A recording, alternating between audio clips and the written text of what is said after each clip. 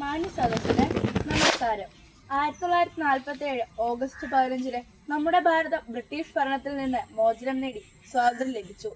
ഇന്ന് 2026 ഓഗസ്റ്റ് 15 നമ്മുടെ രാജ്യത്തിന്റെ സ്വാതന്ത്ര്യം 79 വർഷങ്ങൾ വിജയകരമായി പൂർത്തിയാക്കി 80ാമത് ആഘോഷിക്കുകയാണ്.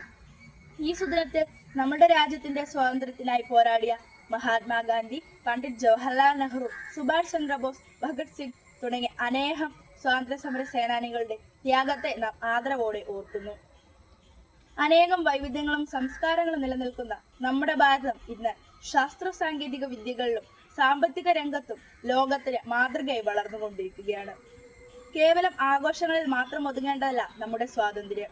രാജ്യത്തിന്റെ ഐക്യവും അഖണ്ഡതയും കാത്തു സൂക്ഷിക്കാനും അനീതിക്കെതിരെ പോരാടാനും ഭാരതത്തെ ഇനിയും ഉയരങ്ങളിലേക്ക് നയിക്കാനും നമുക്ക് ഓരോരുത്തർക്കും പ്രതിജ്ഞ ചെയ്യാം. നന്ദി, നമസ്കാരം, ജയ് ഹിന്ദ്.